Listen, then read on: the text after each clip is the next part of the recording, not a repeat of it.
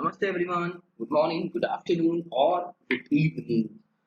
तो भाई आज हम लोग हमारे टैक्सेशन के जो लास्ट लेसन है that is deductions from gross total income उसके बारे में डिस्कशंस करेंगे और समझने की कोशिश करेंगे कि भाई ये लेसन आपको कहाँ पे कैसे यूज होने वाला है। Getting now the very important thing. Sir ये डिडक्शंस मतलब क्या है और ये ग्रॉस टोटल इनकम का मतलब क्या है। एक असेसी पर्सन जिसको आप असेसी कहते हो कैलकुलेशंस में, वो एक से ज्यादा सोर्सेस से पैसे कमा सकता है। मतलब कोई पर्सन या कोई असेसी सैलरी इनकम भी कमा सकता है, इनकम फ्रॉम अदर सोर्सेस भी कमा सकता है, हाउस प्रॉपर्टी इनकम भी कमा सकता है, एक ही साल में सारे इनकम को कमा सकता है। तो जब हम ये सारे इनकम का कैलकुलेशन करते हैं इन टोटल और जो आपको अमाउंट आता है लास्ट में, उसी को हम कहते हैं ग्रॉस टोटल इनकम। मैंने प्रीवियस ईयर 1920 में सैलरी से भी इनकम कमाया, बिजनेस से भी इनकम कमाया, अदर सोर्सेस से भी इनकम कमाया। जब मैं इन तीनों को ऐड करके अपना total amount total income identify करता हूँ ना, उसी टोटल इनकम को हम कहते हैं ग्रॉस टोटल इनकम। तो टैक्स भरने आएगा मुझे किस पे? टोटल इनकम पे। और टू बी वेरी ऑनेस्ट, हम में से कोई भी ये नहीं चाहता कि भाई टैक्स ज्यादा से ज्यादा भरे। हर कोई यही एज्यूम करके चलता है कि भाई टैक्स उस भरने को कम से कम आए। तो रास्ता क्या है टैक्स को कम करने का? रास्ता क्या है? वो रास्ता है डिडक्शंस। किसका? डिडक्शंस का। मतलब आप जो डिडक्शन वाला लेसन का इफेक्ट है वो ग्रॉस टोटल इनकम के बाद देते हो। इसके बाद देते हो ग्रॉस टोटल इनकम के कैलकुलेशंस के बाद आप डिडक्शंस वाले लेसन का इफेक्ट दोगे। डिडक्शंस क्या होता है? ये आपकी ग्रॉस टोटल इनकम में से लेस होता है। मतलब हम ये सीखेंगे कि क्या-क्या चीजों को आप आपके ग्रॉस टोटल इनकम में से लेस कर सकते हो in the name of investment और in the name of expenses और एनी अदर थिंग। गेटिंग? तो एक चीज अपने दिमाग में क्लियर करो, डिडक्शन वाले लेसन का इफेक्ट सबसे लास्ट में आता है after calculation of your gross total income. Clear है? मीनिंग खाली मैंने बताया। तो ये डिडक्शंस के बारे में chapter 6A of income tax act में एक्सप्रेस किया गया है। Chapter 6A of Income Tax Act defines about your deductions. Okay, तो इसमें आपके लिए सेक्शन 80 से लेके सेक्शन 80C से लेके 80U तक जो भी डिडक्शंस हैं उसकी कुछ डिडक्शंस को आपको बताया गया है। वैसे तो बहुत सारे डिडक्शंस है लेकिन आपके सिलेबस के लिए इनके सिर्फ 6 ही डिडक्शंस के लिस्ट को अलाउ किया गया है पढ़ने के लिए। तो आप सिर्फ 6 डिडक्शंस के बारे में पढ़ोगे जो कि स्टार्ट होता है 80C पे और खत्म होता है 80U पे। लेकिन मैंने आपको ब्रीफिंग के लिए पहले यहाँ पे नोट्स बना के दिया। ये देखो, ये 6 वो सेक्शंस हैं जिसके डिडक्शंस क्लेम करना अलाउड है एज पर सेक्शन 80। 80 के अंदर सेक्शन है 80C, 80D, 80DD, 80E, 80TTA, 80U। Getting a note? Now, the thing is, अभी हम हर एक सेक्शन को अच्छे से समझने की कोशिश करते हैं। सेक्शन तो सेक्शन यहाँ पे सेक्शन नंबर के साथ में आपको इसको याद रखना है, क्योंकि एग्जाम्स में एमसीक्यू पैटर्न में या किसी में भी डिडक्शंस इंपॉर्टेंट रहेंगे, जहां पर आपको सेक्शन नंबर का रेफरेंस भी देना रहेगा विदाउट पे। तो आपको यहाँ पे सेक्शन नंबर्स अच्छे से याद कर लेने हैं। क्लियर है? नाउ आगे बढ़ते।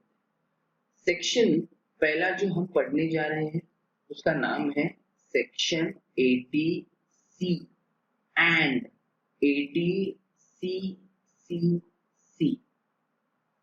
ये सेक्शन बात करता है deduction in respect of saving और इन्वेस्टमेंट। मतलब अगर आप कुछ पैसे का बचत कर रहे हो या इन्वेस्टमेंट कर रहे हो इन दिए गए स्पेसिफाइड चीजों में, तो आपको सेक्शन 80C के अनुसार डिडक्शन क्लेम करना अलाउड होगा आपके ग्रॉस टोटल इनकम से। मतलब यही वाले इन्वेस्टमेंट को करने पर आपको अलाउड होगा डिडक्शंस, अदरवाइज नहीं। ठीक है नॉट? क्यों सर? डिडक्शंस अलाउ होना जरूरी है ना, क्लेम करना जरूरी है डिडक्शन को। क्यों? क्योंकि आप अपने ग्रॉस टोटल इनकम को कम करने की कोशिश करोगे ना, क्योंकि जितना कम ग्रॉस टोटल इनकम, जितना कम टैक्सेबल इनकम बचेगा, उतना टैक्स भी तो भरने को कम आएगा। गेटिंग है नॉट? जैसे मेरा समझो total income, gross total income for example 10 lakh रुपए आ रहा है, तो मुझे टैक्स 10 लाख रुपए पे भरने आएगा, मतलब टैक्स लाखों में चला जाता है। तो ये डिडक्शन वाला लेसन, अभी ये जो सेक्शन 80C है, ये इसका इफेक्ट क्या होता है? लेस होता है। समझो मैंने LIC में पैसा भरा है, कितना भरा? 50,000। तो मैं ये 50,000 को क्या करूंगा? माइनस कर दूंगा। तो मेरा नेट टैक्सेबल इनकम कितना बचेगा? 9,50,000 बचेगा। मुझे टैक्स पहले 10 लाख पे लग रहा था, अब 9.5 लाख पे लगेगा। मतलब डिडक्शन वाले लेसन के वजह से आपका ग्रॉस टोटल इनकम कम होता है और आपका जो नेट टैक्सेबल इनकम बच रहा है उस पे टैक्स लगता है। तो बेनिफिट है ना डिडक्शंस का। क्या बेनिफिट है? आपको टैक्स कम से कम लगता है। ठीक? तो 80C के अनुसार आपको क्या क्या चीजों का डिडक्शंस अलाउड है वो हम देखते हैं। पहले है सेक्शन 80C का LIC। अगर आपने लाइफ इंश्योरेंस कॉर्पोरेशन या LIC निकलवाया है और उसके प्रीमियम का डिडक्शन आपको सेक्शन 80C के इसमें अलाउड होगा। और डेफर्ड एन्युटी और deferred annuity by government, government का इन्वेस्टमेंट प्लान्स होता है टाइप ऑफ LIC से, क्योंकि रिटायरमेंट के बाद ही वो पैसा मिलने शुरू होता है स्पेसिफाइड टाइम पीरियड के बाद में। तो आपने कुछ गवर्नमेंट के एन्युटी प्लान में पैसा इन्वेस्ट किया, तो जितना पैसा इन्वेस्ट किया उतना डिडक्शंस के नाम पे सेक्शन 80C में अलाउ होगा।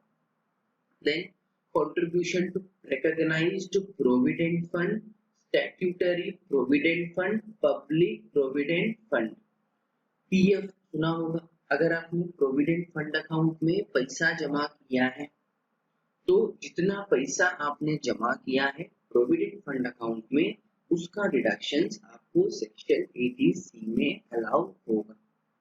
और नेशनल सेविंग सर्टिफिकेट NSC, ये गवर्नमेंट द्वारा इशूड सिक्योरिटीज है ये। अगर आप उसमें पैसा इन्वेस्ट कर रहे हो तो जितना पैसा इन्वेस्ट किया उसका डिडक्शन हम 80C में दे देंगे। फिर equity linked insurance plan. Equity linked insurance plan का मतलब क्या होता है?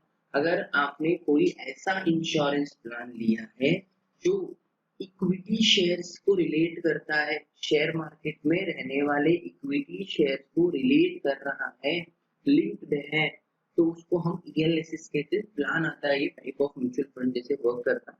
तो अगर आपने ELSS में पैसा इन्वेस्ट किया, उसका डिडक्शन का बेनिफिट आपको सेक्शन 80C में मिलेगा। Then principal repaid on loan taken for purchase of new house. ये क्या है? देखो, अगर आप न्यू हाउस खरीदते हो, दैट इज नया घर खरीदने जा रहे हो, और आपने अगर लोन लिया उस नए घर को खरीदने के लिए, तो बैंक आपसे हर महीने का EMI लेती है। वो EMI के अंदर जो कंपोनेंट होता है, एक कंपोनेंट होता है प्रिंसिपल अमाउंट का, और दूसरा कंपोनेंट होता है इंटरेस्ट का। तो इसमें ये जो प्रिंसिपल पोर्शन आपने पेमेंट किया ना आपके होम लोन का, उसका डिडक्शन सेक्शन 80C में मिल जाता है। आई रिपीट, जो प्रिंसिपल पोर्शन है, सेक्शन प्रिंसिपल पोर्शन है आपके होम लोन के रीपेमेंट में, उसका डिडक्शन सेक्शन 80C में अलाउड होता है। और सर इंटरेस्ट का क्या, छोड़ दो क्या? अरे इंटरेस्ट का भी तो बेनिफिट मिलता है इसमें, सेक्शन 24 में। थोड़ा याद करो, सेक्शन 24 मैंने ही आपको सिखाया। कब सिखाया? पहला ही lesson, income from house property. उसमें आप लिखते हो ना डिडक्शंस अंडर सेक्शन 24, जिसमें हम लिखते स्टैंडर्ड डिडक्शन, फिर आता है इंटरेस्ट फॉर द ईयर। वो इंटरेस्ट क्या था? ये इंटरेस्ट था। तो प्रिंसिपल अमाउंट जो आपने रीपे किया, प्रिंसिपल मतलब मुद्दरा, प्रिंसिपल अमाउंट जो आपने रीपे किया, उसका डिडक्शन सेक्शन 80C में मिलेगा, और इंटरेस्ट जो आपने भरा उसका deduction section 24 of income tax of income from house property में मिलेगा। गेटिंग? चीजों को नोट डाउन करके जाओ समझ के, क्योंकि भाई आपको आपके मेमोरी पावर पे तो भरोसा है। Then we have tuition fees. What is tuition fees? देखो, कॉलेजेस में आप जो फीस भरते हो ना, वो फीस में कुछ कंपोनेंट कॉलेज वाले in the name of tuition fees वसूलते हैं। तो वो जो कंपोनेंट ट्यूशन फीस का है, उसका डिडक्शन सेक्शन 80C में अलाउड है। मतलब ये आपके प्राइवेट कोचिंग सेंटर वाले ट्यूशन फीस का बात नहीं कर रहा। ये आपके प्राइवेट सेंटर वाले कोचिंग सेंटर का ट्यूशन फीस नहीं, ये आप जो कॉलेज में भरते हो ट्यूशन फीस, उसका डिडक्शन सेक्शन 80C में अलाउड है। Then bank FD for 5 years. अगर आपने बैंक में FD बनाया 5 साल के लिए, तो जितने का FD अमाउंट है उसका डिडक्शन सेक्शन 80C में मिलेगा। NABARD bonds, again NABARD government के बॉन्ड्स है, अगर आपने उसमें पैसा इन्वेस्ट किया है, you will get the benefit of that. Next है senior citizen saving scheme. Section 80C में ये एक फर्दर इन्वेस्टमेंट ऑप्शंस है फॉर अ सीनियर सिटीजन। उन लोगों के लिए गवर्नमेंट जो स्कीम बनाती है सीनियर सिटीजन्स का, जिसमें पैसा डिपॉजिट करना होता है, जिसके बदले में उनको रिटर्न्स मिलता है, उसका डिडक्शन उनको सेक्शन 80C में दिया गया है। Then we have PU 5 year time deposit. Time deposit मतलब ये फिक्स डिपॉजिट है। पोस्ट ऑफिस में 5 साल के लिए अगर आपने FD बनाया है, तो वो FD का आपको सेक्शन 80C में डिडक्शन क्लेम करने को मिलेगा। देन सेक्शन 80CC जो कि बात करता है premium for pension plan of LIC। Again, अगर आपने LIC के किसी प्लान में इन्वेस्ट किया है जो कि पेंशन प्लान है, जिसका आपको आने वाले दिनों में पेंशन मिलेगा, उसका आपने प्रीमियम भरा, तो उसका डिडक्शन सेक्शन 80CC में मिलेगा आपको। सॉरी, आगे इसमें दैट इज सेक्शन 80C में आपको एक इम्पोर्टेंट पॉइंट याद रखना है और वो ये है कि इसमें आपको जो मैक्सिमम अलाउेबल लिमिट है वो है ₹1,50,000 ओनली का। आपको 1,50,000 से ज्यादा अमाउंट का डिडक्शन क्लेम करने नहीं मिलेगा सेक्शन 80C के अंदर। मतलब क्या इसका, समझो मैंने LIC में पैसा भरा 80,000 रुपीज का, PF में पैसा भरा अगेन 80,000 रुपीज का, और मेरा ट्यूशन फीस का डिडक्शन मुझे 20,000 का मिलता, मतलब ट्यूशन फीस मैंने 20,000 भरा। तो ये टोटल कितना हो रहा है, देखो 80 + 80 160 + 20 180। तो आपको डिडक्शंस कितना मिलेगा ये केस में, it will be limited to ₹1,50,000। मतलब आप 1.5 लाख के ऊपर जितना भी इन्वेस्टमेंट करो, लेकिन आपको जो अमाउंट अलाउड होगा as deduction that will be ₹1,80,000 only. तो ये चीजों को आपके दिमाग में क्लियर रखो। सेक्शन 80C में आपको ज्यादा से ज्यादा जो डिडक्शन मिलेगा वो 1,50,000 का ही रहेगा, नॉट अबाउट दैट। समझो मेरा सिर्फ LIC का इन्वेस्टमेंट है, ये तो है ही नहीं, और वो सिर्फ 80,000 का है, तो डिडक्शन कितने का, it will B of ₹80,000 only. Clear है आपको? ओके, कुछ डाउट है तो ये वाला पॉइंट पूछ सकते हो, क्योंकि MCQ में इसका क्वेश्चन बिठाया जाता है बहुत अच्छे तरीके से। ये हो गया आपका सेक्शन 80C और section 80CCC। Now next we have section 80D, deduction for medical insurance premium paid. ये मेडिकल इंश्योरेंस प्रीमियम होता क्या है, पर्सन या असेसी अगर अपने हेल्थ इंश्योरेंस के ऊपर कुछ प्रीमियम भरता है तो वो प्रीमियम अमाउंट का डिडक्शन आपको अंडर सेक्शन 80D में क्लेम करने को मिलेगा। इसका हेल्थ इंश्योरेंस पे भरे हुए प्रीमियम का डिडक्शन 80D में मिलता है। वही अगर लाइफ इंश्योरेंस के ऊपर भरता ना प्रीमियम तो वो 80C में चला जाता। तो हेल्थ इंश्योरेंस का कहां पे मिलता है, 80D में। लेकिन भाई अगेन लिमिट्स है।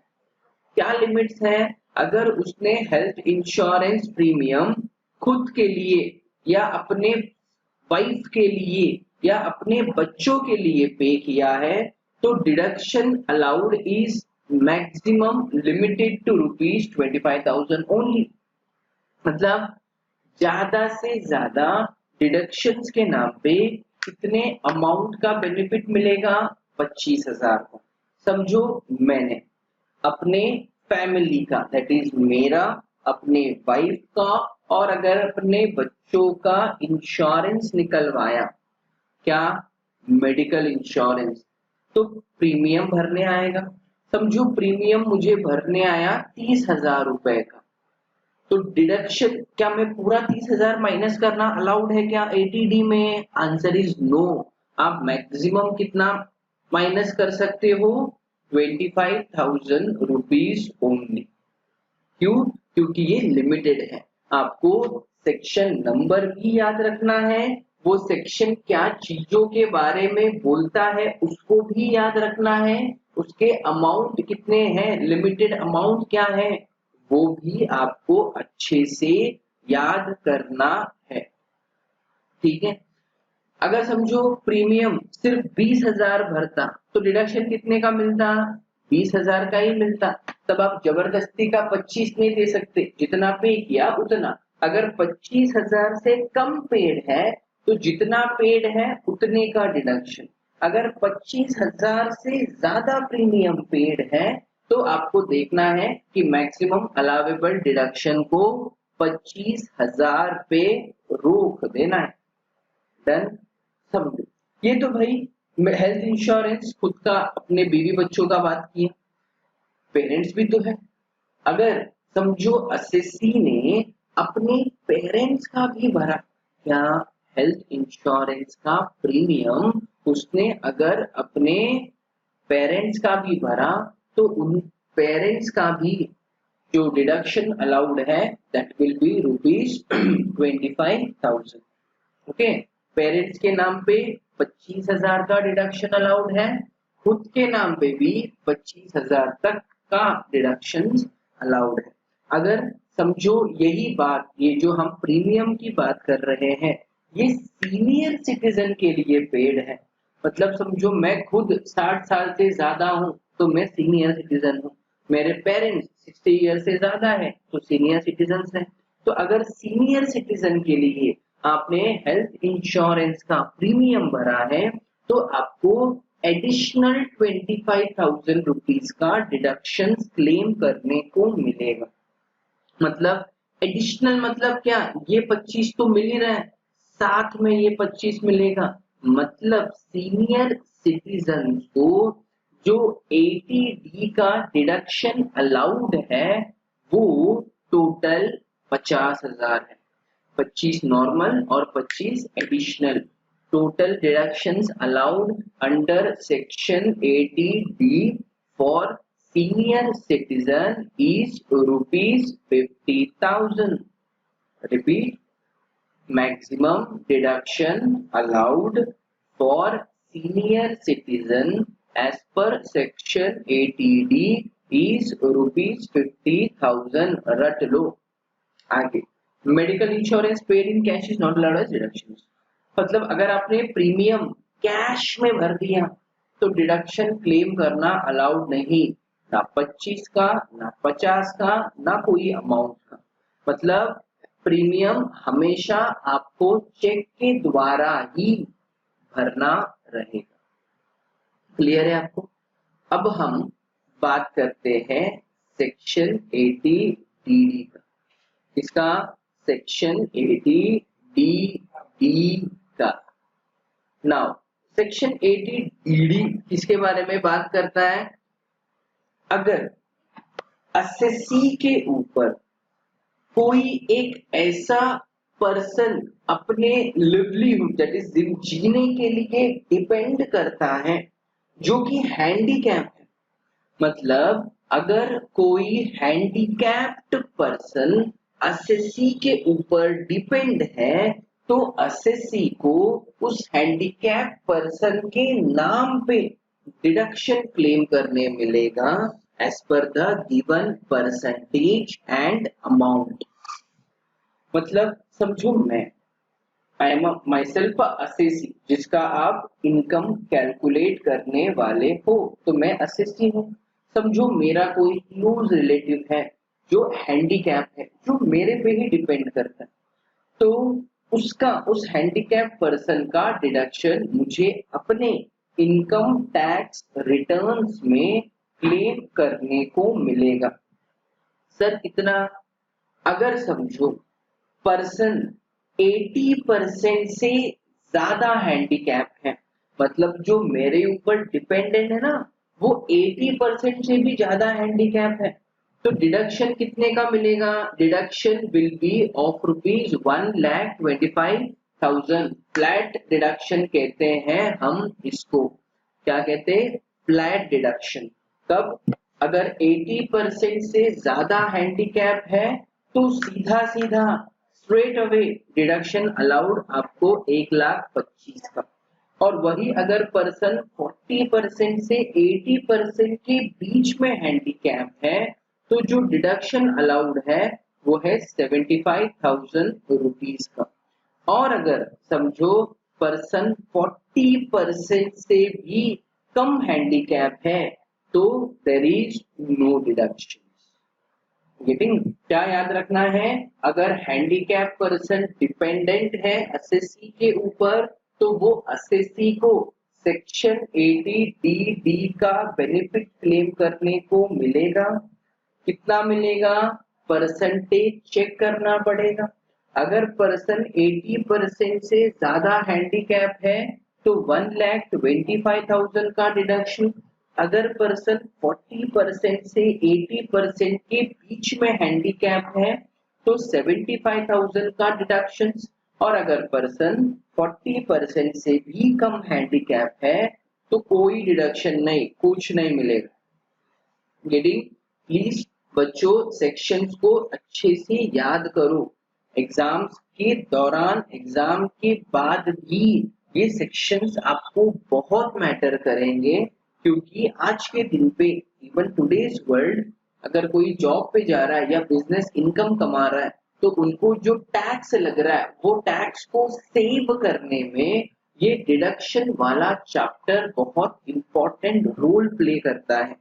तो आप भी कल के दिन पे जब पैसे कमाओगे, आपके इनकम से टैक्स कटेगा, तब आपको ये डिडक्शन वाले लेसन सबसे ज्यादा यूज में आएंगे, याद रखना। गेटिंग? ये हो गया अपना section 80 D. Then next we have section 80 E for education. Section 80 किसके बारे में बात करता है? एजुकेशन के बारे में। मतलब देखो, अगर आपने अपने हायर एजुकेशन के लिए लोन लिया है और वो लोन पे अगर आपने बैंक को इंटरेस्ट भरा है तो जितना इंटरेस्ट आपने भरा उतने इंटरेस्ट का डिडक्शन आपको अलाउड हो जाएगा सेक्शन 80 ई में। इसके लिए बोल रहा हूं E for education. Sir limit है क्या? There is no limit. No limit मतलब जितना इंटरेस्ट पेड है एजुकेशन लोन के ऊपर उतना पूरा इंटरेस्ट क्लेम करने को मिलेगा अंडर सेक्शन 80 ई। क्लियर है? 80 E for interest on higher education. कितना लिमिट है? कोई लिमिट नहीं है। अब आगे बढ़े और थोड़ा सा। Next we have section 80 T deduction on interest on saving account. सब क्या है ये? अगर आपका बैंक में सेविंग अकाउंट है और वो सेविंग अकाउंट पे अगर आपको इंटरेस्ट इनकम मिला तो मेरा पहला सवाल आपके लिए वो कौन सा सोर्स ऑफ इनकम कहलाएगा? आप कहोगे ना बैंक से मिला हुआ इंटरेस्ट आपके लिए इनकम फ्रॉम अदर सोर्सेस होता है। क्या होता है? इनकम फ्रॉम अदर सोर्सेस होता है। तो आप एक एंट्री कर दोगे income from other sources interest on saving account. लेकिन वो सेविंग अकाउंट के इंटरेस्ट इनकम का एक और इफेक्ट आता है और वो इफेक्ट है सेक्शन 80 टी का, जहां पर बोला गया है कि अगर आपको सेविंग अकाउंट पे इंटरेस्ट मिला तो वो सेविंग अकाउंट का आपको डिडक्शंस क्लेम करना अलाउड है under section 80 T. Again there is a limitation of rupees 10,000। मतलब आप ज्यादा से ज्यादा सेक्शन 80 टी के अनुसार जो डिडक्शन अमाउंट क्लेम कर पाओगे will be rupees 10,000 only. Okay, कहने का मतलब समझो 13,000 का टोटल इंटरेस्ट मिला है सेविंग अकाउंट का इंटरेस्ट, तो आप 80 टीटीए के डिडक्शन में इंटरेस्ट ऑन सेविंग अकाउंट का कितना अमाउंट लिखोगे? 13,000 लिखोगे कि 10,000? आपको 10,000 लिखना पड़ेगा। ऐसे क्यों? क्योंकि लिमिटेड है ना, 10,000 तक ही इनकम आप माइनस में लिख सकते हो डिडक्शंस में when there is a interest on saving account. Clear है आपको? समझो इंटरेस्ट 3,000 का मिलता तो डिडक्शन कितने का? 3,000 का। यहाँ पे इंटरेस्ट 10,000 से ज्यादा है ना, इसलिए इसको लिमिटेड टू 10,000 करके छोड़ दिया हमने। आगे section 80U deduction for handicapped resident individual. ये जो सेक्शन है इसमें भी आपको डिसेबिलिटी का ही डिडक्शन मिलता है। फर्क सेक्शन 80DD, हमने ये डिसेबिलिटी वाला पॉइंट सेक्शन 80DD में देखा था। दिखाऊं? देखो सेक्शन 80DD, यहाँ पे देखो सेम, और यहाँ पे देखो 80U सेम, परसेंटेज अमाउंट सबका डिडक्शन सेम है। तो फर्क क्या है between your section 80DD and section 80U? फर्क क्या है? सेक्शन 80DD डिपेंडेंट हैंडीकैप के लिए था कि अगर कोई पर्सन डिपेंड करता है तो डीडी डिपेंड डीडी, और अगर पर्सन खुद ही हैंडीकैप है, जो असेसी है अगर वो खुद ही हैंडीकैप है तो उसको बेनिफिट नहीं क्या मिलेगा ना? किसमें मिलेगा? सेक्शन 80U में मिलेगा। तो सेक्शन 80DD डिपेंडेंट पर्सन के लिए था और सेक्शन 80U खुद के लिए था। यू योरसेल्फ, मतलब जो पर्सन जिसका आप इनकम गिन रहे हो, जिसको हम असेसी कहते हैं, अगर वो खुद हैंडीकैप है तो आपको सेक्शन 80U का इस्तेमाल करना है। परसेंटेज अमाउंट सब कुछ सेम। जैसे कि अगर समझो पर्सन 80% से ज्यादा हैंडीकैप है, 80% से ज्यादा डिसेबल है, तो डिडक्शन कितने का? Of rupees 1,25,000। और अगर पर्सन 40% से 80% के बीच में हैंडीकैप है तो डिडक्शन कितने का? 75 का। 40% से कम हैंडीकैप है तो डिडक्शन कितना? No deduction. अब कुछ लोगों के जहन में, दिमाग में सवाल उठा रहेगा, सर हमको कैसे पता चलेगा कि वो पर्सन हैंडीकैप कितना परसेंटेज है? सर्टिफिकेट लगता है, उसके पास रहने वाले मेडिकल सर्टिफिकेट के ऊपर डिटरमाइन किया जाता है कि पर्सन कितना परसेंट हैंडीकैप है। डन। तो ये 6 सेक्शंस आपको आपके सिलेबस में एप्लीकेबल हैं। प्लीज अच्छे से सेक्शन नंबर, सेक्शन के बारे में और उसके लिमिट्स के बारे में अच्छे से पढ़ लेना। It's highly important. Getting? It's highly important. तो आपको अगर कोई डाउट है तो प्लीज मेरे से आप पूछ सकते हो फोन या मैसेज पे any time. Getting? But things को क्लियर रखो, that is important for you. चलो, तो ये नोट्स मैं आपको शेयर करता हूँ आपके ग्रुप में, प्लीज गो थ्रू कर लेना। Thank you very much deductions वाले लेसन को सुनने के लिए। आगे ग्रॉस टोटल इनकम का कुछ सम्स कराऊंगा। ओके, चलो, thank you very much, bye bye.